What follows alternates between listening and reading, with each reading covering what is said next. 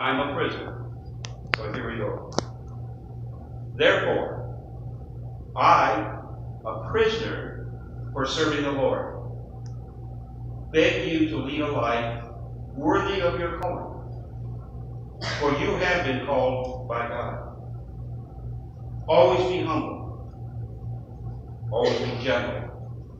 Be patient with each other, making allowance for each other's faults. Make every effort to keep yourselves united in the Spirit, binding yourselves together with peace. For there's one body and one Spirit, just as you've been called to one glorious hope in the future. Let's switch right over to 12. Their responsibility is to equip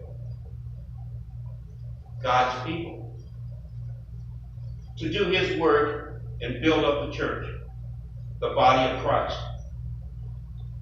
This will continue until all come to such unity in our faith and knowledge of God's Son that we will be mature in the Lord, measuring up to the full, complete standard of Christ. May God have His blessing on this word. As a mirror, it looks like this. And they're all the same, so not to worry. And none of them will break because they're plastic.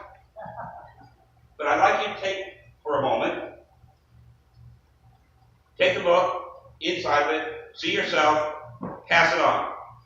I'll wait for y'all to do that. Why are you having this way?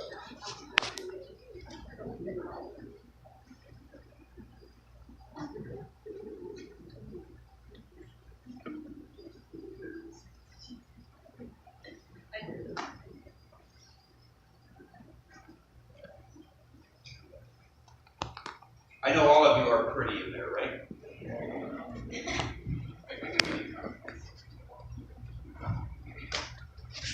For the last 2 weeks, Judy has been talking about God's love for us.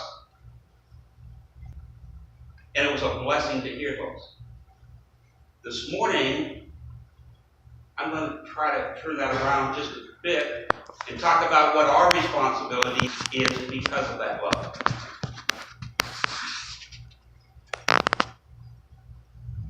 Now that you've all looked in the mirror, what do you see? You see yourselves? I'm sorry? Some old guys. Some old guys in there. Leave it to Jerry, of course.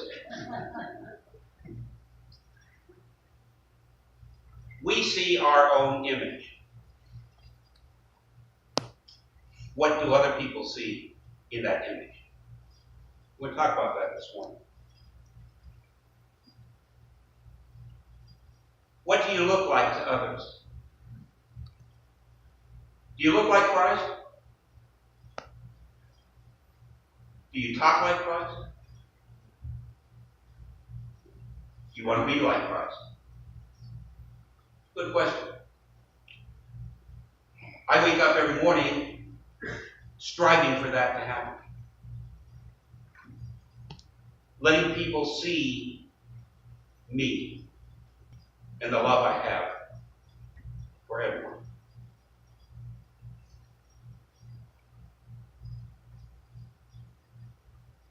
What does it take to be like Jesus?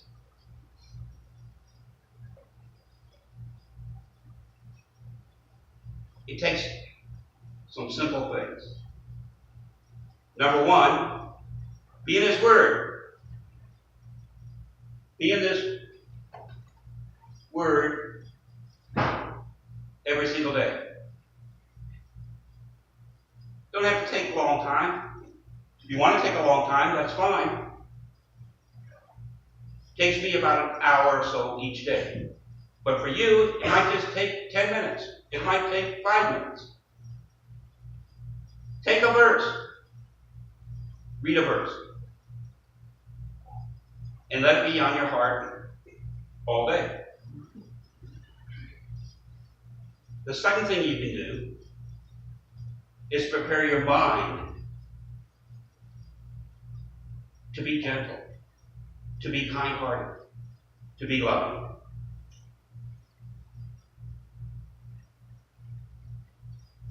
Those are not hard things to do, but we make them hard. Why? I can't answer that, because I don't know each and every person here personally. I do know that each and every person in here has the ability to talk about Christ on a daily basis. You may not even recognize it, but you do. You have the opportunity to speak up. Why? Where? You can be in the grocery line. Say good morning, good afternoon, good evening. How's your day going? Simple. That's okay for us in here to show our love for each other. And we do. And this church is a very, very loving church. And that's one thing that drew Gene and I to it, was how loving it is. The question in my mind is, what happens after we leave here? After we leave these four walls, what happens to the love? Where's it go? I have no idea. You do. I sort of have an idea. But who else has an idea? I often wonder whether or not we practice what we preach. Some of us are willing to talk about God in a heartbeat. Some of us are,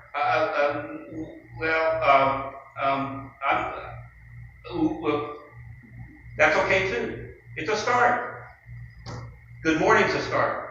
Good afternoon's a start. Good evening's a start. Hi, how are you? What's your day like? Jerry, how are you feeling? He says good. All those are an invitation to start a conversation. And that's all it takes. Start a conversation. It may not work the first time, it may not work the next 10 or 15 times, but it'll work. It's amazing when you stand in a line of any kind and you say good afternoon or good evening to somebody that's standing there. They turn around, they say to you too. The next thing, how's your day going? Well, let me tell you. And I've had people actually turn around and tell me, let me tell you. I said, great, let's go for it, in my mind. Now, there's not enough time while we're checking out most of the time. So I meet them right after we both check out. And we talk. I find out how their day's going. I listen. And if the opportunity arises, I will pray with them. That's how easy it is. It's not difficult at all.